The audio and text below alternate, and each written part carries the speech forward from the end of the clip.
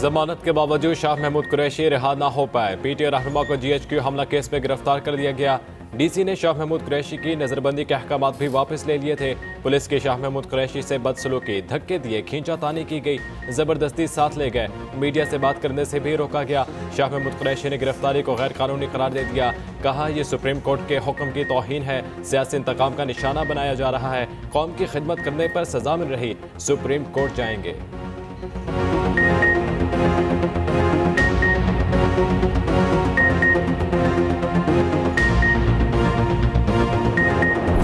हमारा राब्ता नहीं हुआ है, ना ही हमें मालूम है कि वो इस वक्त कहाँ पर है, ना ही उन्हें किसी थाने लेके गए हैं, ना उन्होंने किसी कोर्ट में पेश किया है रिमांड के लिए अभी तक।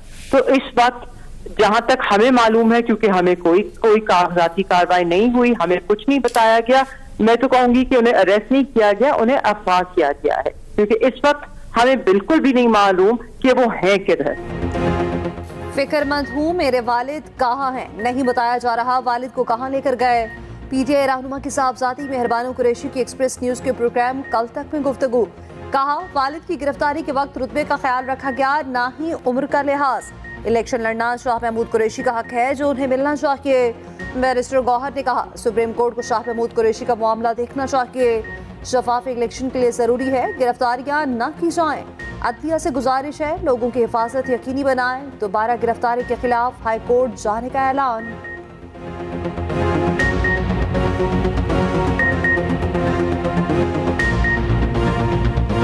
मैं अदलिया से रिक्वेस्ट करूंगा, सुप्रीम कोर्ट से रिक्वेस्ट करूंगा कि वो इस मामलात को देखिए। आपने बेल ग्रांट किया, आपने सब कुछ लिखा है, आपने जिस ग्राउंड पे आपने बेल ग्रांट की वो ये है कि वो एक सीनियर पॉलिटिशियन है, उसने पार्टिसिपेट करना है इलेक्शन में। Election free and fair and transparent होने के लिए ये ज़रूरी है कि सब लोगों की पार्टिसिपेशन हो। ये उनमें से एक ग्राउंड है। इसी ग्राउंड पे हमारी जो वो आर्टिकल 184 की पिटीशन मैंने फाइल कर दी थी, वो भी अदालत ने इंटरटेन कर दी थी और अदालत ने डायरेक्शन दे दी थी इलेक्शन कमीशन को। शाह महमूद कुरैशी साहब को पहले भी कई मरतबा ऐसे बार अरेस्ट होता रहा। अभी 3 MPO की तो कोई गुंजाइश नहीं है इसमें। ये लोगों की बुनियादी हकूक की। बिलावल भुट्टो ने इंतखाबी मंशूर दे दिया। अवाम से 10 वादे, तनख्वाहें 2 गुना, 300 यूनिट बिजली फ्री, गरीबों को 30 लाख घर दिए जाएंगे, पूरे मुल्क में मुफ्त सेहत का निज़ाम, भूख बेटा प्रोग्राम शुरू करने का ऐलान, नौजवान को यूथ कार्ड, मजदूरों को बेनज़ीर कार्ड देने का वादा, कच्ची आबादियों को मालिकाना हकूक, किसानों को बराह रास्त सब्सिडी दी जाएगी। बेनज़ीर भुट्टो की बरसी पर लाड़काना में जलसे से खिताब। कहा कुछ लोग दूसरों को कंधों पर सियासत कर रहे हैं, हम डील करने वाले हैं, ना इलेक्शन से भागने वाले। हम मुखालफिन के कागजात नामजदगी नहीं छीनते। लाहौर से पीपल्स पार्टी को आउट करने की साजिश की गई। दिखाएंगे लाहौर का जाला अब भी जिंदा है। पीपी चेयरमैन ने अवाम से नशिस्तों की सेंचुरी मांग ली।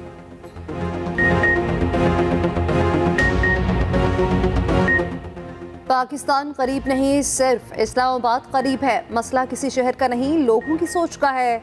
इस्लामाबाद में बैठे लोगों को कुछ नजर नहीं आता। बहुत आए बहुत गए, मगर नाम भुट्टो और बीबी का है। आसिफ अली जरदारी का जलसे से खिताब। पीपल्स पार्टी ने हमेशा वादे पूरे किए। भुट्टो रेफरेंस की समात पर कह सकता हूँ, कर्ज उतार दिया।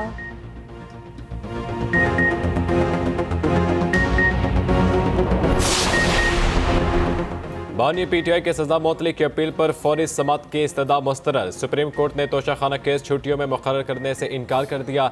कायम मुकाम चीफ जस्टिस सरदार तारिक मसूद ने रिमार्क्स दिए, छुट्टियों में 3 रुकनी बेंच दस्तयाब नहीं। तोशाखाना में सजा के खिलाफ अपील ज़ेर इल्तवा है। अपील ज़ेर इल्तवा हो तो सजा मुअत्तल होने की मिसाल नहीं मिलती। जस्टिस अतहर मिनुल्लाह ने रिमार्क्स दिए, हमने कानून देखना है, अपील ज़ेर इल्तवा हो तो सजा मुअत्तल नहीं होती। उधर अडियाला जेल में 190 बिलियन पाउंड रेफरेंस पर समात कल तक मुलतवी। मुल्जिमान को रेफरेंस की नकूल फराहम ना की जा सकी। तौहीन इलेक्शन कमीशन केस की समात भी बगैर कार्रवाई मुलतवी। बानी पीटीआई पर फर्द जुर्म आयद ना हो सकी। पार्लियामेंट सुप्रीम कोर्ट को रेगुलेट करने का इख्तियार रखती है। पार्लियामेंट के बनाए गए एक्ट में किसी तौर पर भी आईनी खिलाफ वर्जी नहीं की गई। सुप्रीम कोर्ट ने प्रैक्टिस एंड प्रोसीजर एक्ट का तफसीली फैसला जारी कर दिया। कहा गया कि एक्ट से पार्लियामेंट ने सुप्रीम कोर्ट को नीचा नहीं दिखाया। अदलिया मजबूत और ज्यादा खुद मुख्तार हुई। इंसाफ तक रसाई में आसानी आई। जस्टिस याहिया अफरीदी का 24 सफ़हात का इजाफी नोट भी शामिल। कहा अपील का हक देना आईनी तरमीम से मुमकिन है। पार्लियामेंट अपील का हक देना चाहती है तो दुरुस्त रास्ता अपनाए। पार्लियामेंट सादा कानून साजी से सुप्रीम कोर्ट के असल दायरे अख्तियार में अपील शामिल नहीं कर सकती।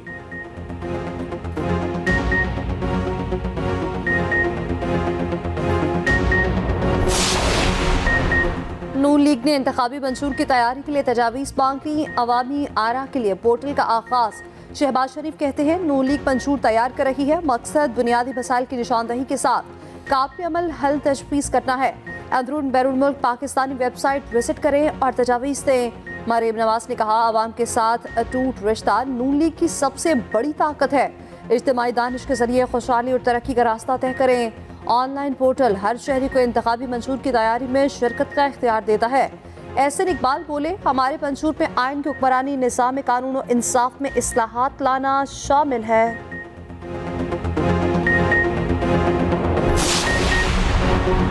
बानिया पीटीआई ने 2 नए बैंक अकाउंट खुलवाने के लिए जेल में बायोमेट्रिक करा लिया। खसूसी अदालत ने बानिया पीटीआई की दरख्वास्त मंजूर कर ली।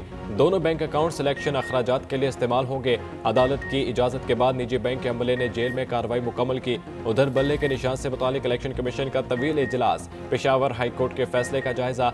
आज दोबारा इजलास बुलाने का फैसला।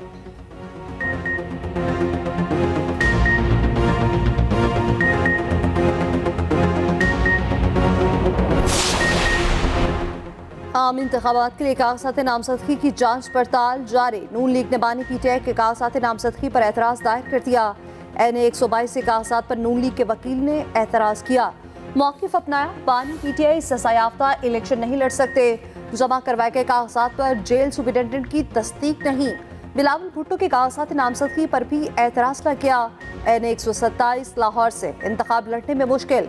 कागजात में पीपल्स पार्टी पार्लियामेंटेरियन से वाबस्तगी जाहिर करने पर शहरी को एतराज। उधर PP 80 से मरीम नवाज के खिलाफ भी दरख्वास्त दायर। उम्मीदवार के दस्तखत जाली होने का इल्जाम। NA 123 के लिए शहबाज शरीफ और हमजा के कागजात की जांच पड़ताल मुकम्मल।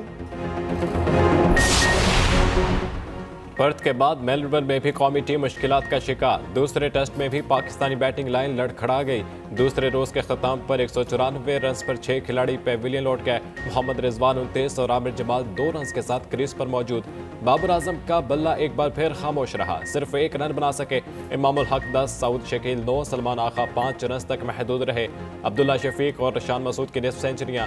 ऑस्ट्रेलियावी टीम पहली इनिंग्स में 318 रन बनाकर आउट हुई। ओपनर अब्दुल्ला शफीक कहते हैं बदकिस्मती से हमने विकेटें गंवाई, लेकिन अब भी शराकत लग सकती है। बाबर आजम हमारे बेहतरीन बल्लेबाज हैं, उम्मीद है दूसरी इनिंग्स में कम बैक करेंगे।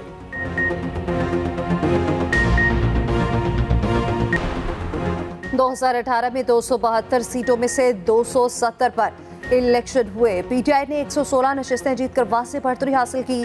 नून लीग 64 नशिस्तों के साथ दूसरी बड़ी जमात बनी। पीपल्स पार्टी 43 सीटों के साथ तीसरे नंबर पर रही। अक्सरती जमात की हैसियत से तहरीक इंसाफ ने हुकूमत बनाई। पंजाब में नून लीग की बढ़तरी के बावजूद पीटीआई ने इत्तेहादी हुकूमत बना ली। सिंध में 74 सीटों के साथ पीपल्स पार्टी ने बढ़तरी दिखाई और हुकूमत बनाई। खैबर पख्तूनख्वा में पीटीआई ने 97 में से 65 नशिस्तें हासिल की और इक़्तिदार हासिल किया। बलोचिस्तान में बाप पार्टी ने दीगर जमातों के साथ मिलकर हुकूमत बनाई।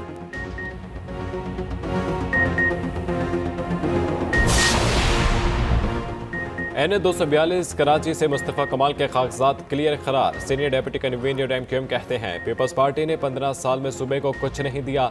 MQM पहले से ज्यादा मुत्तहिद, रिजल्ट मुख्तलिफ होगा।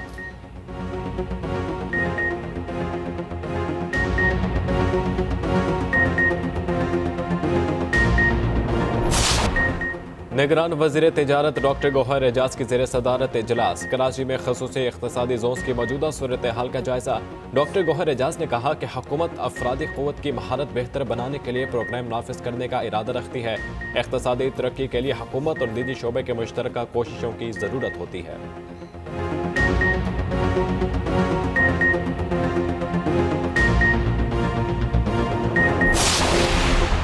छोटे सरकारी मुलाजमीन के लिए खुशखबरी। रायवन में कम कीमत हाउसिंग स्कीम के तहत 245 घर तैयार। घर 15 जनवरी को छोटे सरकारी मुलाजमीन के हवाले किए जाएंगे। वज़ीर-ए-आला पंजाब की रकबाजी रायवन का दौरा, 9 तामीर शुदा घर देखे, सहूलियात का जायजा लिया। उधर मोहसिन नकवी का सर्विसेज और गंगाराम अस्पताल का अचानक दौरा, अपग्रेडेशन के कामों का जायजा। शहरियों की शिकायत पर फौरी हिदायत जारी।